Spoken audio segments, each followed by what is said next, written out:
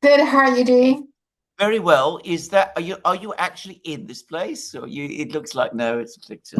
It's when I took my mom to the land of plenty rice and the fish, that That's area where my grandfather come from. yeah, And there's a lot of these kind of gardens, and yeah, I'm not sure this one could be just a regular garden that built, right. for people to enjoy, or it could be part of when I was visiting Lu Xun's child place. It could be also Yeah, part of that. Um, right. but nonetheless, in that area, this is a very like a typical architecture Yeah, style in yeah. that I know. general I area. know.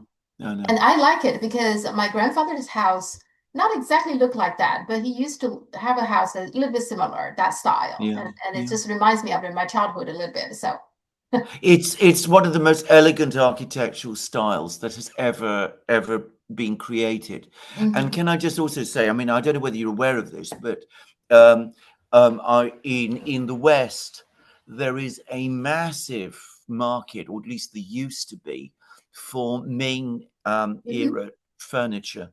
Oh, okay. Not yeah, I mean, obviously the porcelain everybody knows, but um, I mean, it's a small. Well, I say it's not vast, but there is a small group of collectors. But and I am a huge fan of that furniture, which is the furniture which you associate with this kind of architecture, which hardwoods, Mhm, very elegant, mhm. sophisticated lines.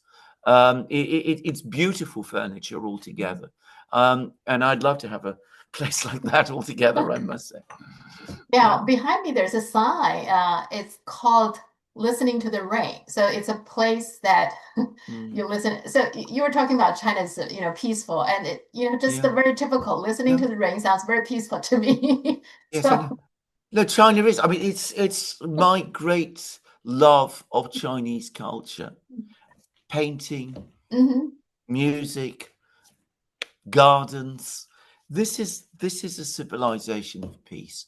Oh, there's no question about this. I mean, but the main road in Beijing is what, Chang'an, Uh-huh. Yeah. eternal Uh-huh. Peace. is. Yeah. I mean, eternal peace. Yeah. Yeah. The city Xi'an, Uh-huh. See, yeah. Western Yeah. peace, Western peace. Yeah. It's just, yeah, very I peaceful. mean, yeah, it tells you an awful lot about a culture. I'm not hmm saying that China hasn't known wars, but hmm it tells you an awful lot about a culture when it, uh, um, you know, speaks of itself in that kind of way. hmm Anyway, that's my comments. Actually, the one of the Vanderbilt building, now I think about it, they did have some Ming furniture in there. Oh, But right, okay, yes, yeah, that's right. Yeah, yeah, they yeah, did have yeah, they had yes, some Ming yes, bags and then some Ming furniture. Yeah, so furniture, yeah, yes, so I guess yes. they were interested. Yeah. Anyway, Gosh. okay, let's start. So, Putin and Trump is going to meet on Friday in Yeah. Alaska. What to expect in the nutshell? Well, probably not. Well, certainly no breakthroughs. I mean, I think that this is. I mean, can I just explain what I think the context of all of this is? Uh-huh. We've had more and more reports over the last couple of days, which basically show that the Ukrainian army is in deep, deep trouble.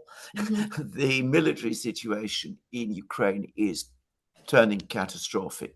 The second is, the Americans were talking about all of the bone crushing sanctions and tariffs they were going to impose on the Russians. hmm They were going to impose on the Chinese, hmm 500% tariffs, 100% tariffs.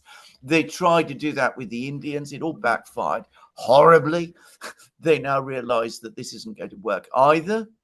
And I'm getting more and more reports. They're starting to appear in the Financial Times again, that major key industries are becoming affected by shortages of rare earths because hmm China is now so careful in controlling exports of rare earths.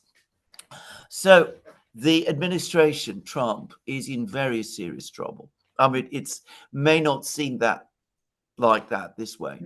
But I think that they understand that unless they move quickly, in the autumn, things are going to start going extremely wrong. Mhm. So he wants to meet with Putin to try and find some means to get the United States out of the war in Ukraine. This is what I think this is all about. And he's just, it's virtually unreported, but he's just given another 90-day extension to the tariff truce with China. The Americans are retreating. And this is why these contacts are now starting to happen.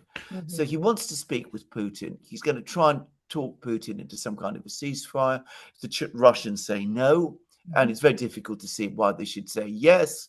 Then at least a dialogue can be put together with the Russians, and at the same time, the Americans can start bouncing ideas off the Russians and see what might catch.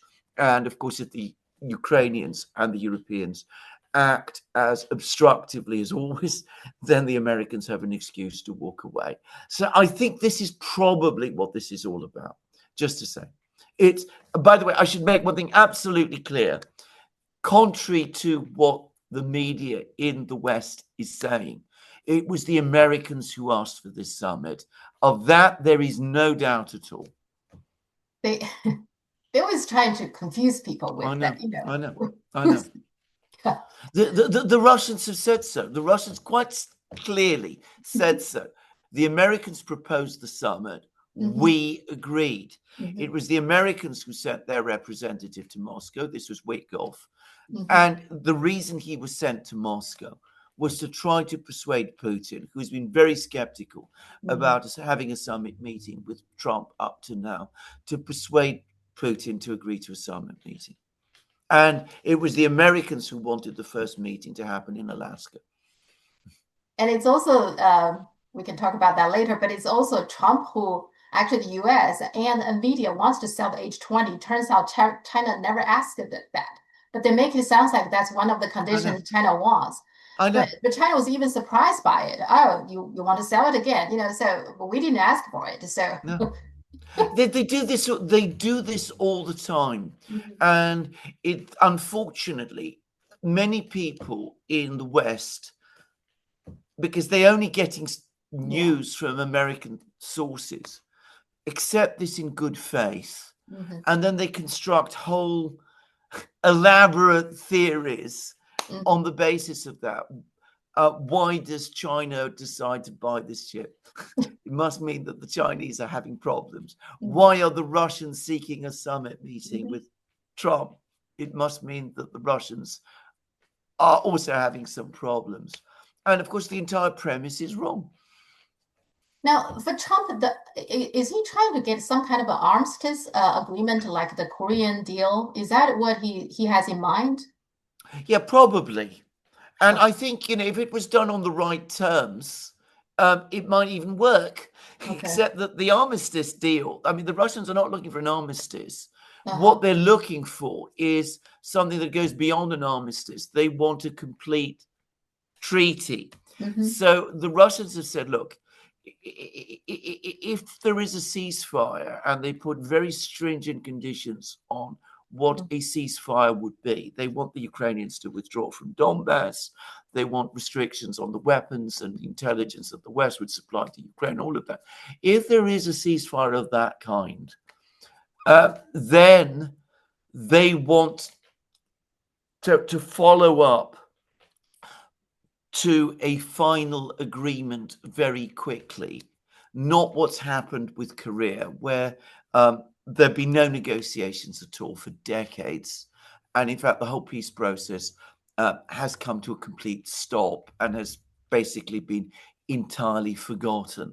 So then they don't just want an armistice. They want an armistice that leads to a treaty, and they want that fast. The Russians, by the way, are talking about phase 1 and phase 2. Phase 1 is a meeting with Trump in Alaska. Phase 2 is the ceasefire, if it can be agreed, the terms of it can be agreed. Phase 3 is the follow-up meeting, which would happen in Russia, between America and Russia, Putin and Trump. The Russians think of this as an agreement, a treaty, the Americans and the Russians agreeing to end the war in Ukraine and coming to the terms between them, and the Russians and the Americans then jointly presenting the final agreement to the Ukrainians and telling the Ukrainians, this is what we want. And it's take it or leave it. That's the Russians, what the Russians are saying. I'm not saying that's what's going to happen, but that's what the Russians, how the Russians envisage this process playing out. In any event, it seems like both Zelensky and the Europeans are in the panic mode because well, they're not at the table, right? They're not invited. They're not at the table. I mean, the Americans and the Russians are talking together. They're speaking together, and they're speaking about Ukraine.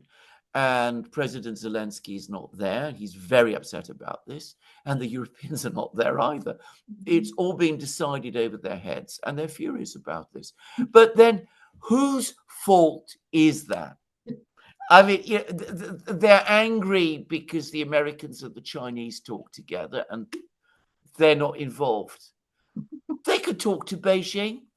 They could go to China. They can meet Wang Yi and Xi Jinping and the Chinese leaders. What did they last do when they didn't have a meeting? Yeah. As you told me yourself, Kaya Kallas came with, a 37-page document listing all of the crimes that China is committing and expecting Wang Yi to hang his head and apologize and promise not to do it again. Well, if you behave like that, then of course you're going to be excluded. They don't want to meet with Putin. They don't want to send their representatives to Moscow. Nothing prevents them doing so. Nothing prevents them talking to Lavrov or to Putin. They've not been excluded from these talks. They have excluded themselves. Yeah, I think they're afraid because Blinken once famously said, right, in the international system, if you're not at the table, you're going to be on the menu. So they're afraid they will be on the menu. Well, yes, absolutely. Well, correct. Well, but here's the thing. What exactly has the Europeans to be afraid of? Do they seriously believe that Russia will go beyond Ukraine? Do they seriously believe that? No, I don't believe they do. I mean, they talk all the time as if they did. They scare their own people as if they did. They don't believe that Russia will go beyond Ukraine. But nonetheless, it's important to understand, and this is perhaps not easy to understand if you're not in Europe, that an agreement on anything like the kind of terms that we see being talked about would nonetheless be a massive disaster for Europe. Because, I mean, Europe had its own plans about Russia. It saw Russia as a source for raw materials, for gas and oil, and they pushed very hard for very long for the Russians to open up their oil and gas industry to European exploitation. Not to use that word, but that's not joint production. They wanted European companies to go into Russia and to develop oil and gas fields by themselves and pump the oil and gas to Europe. They wanted a kind of semi-colonial relationship.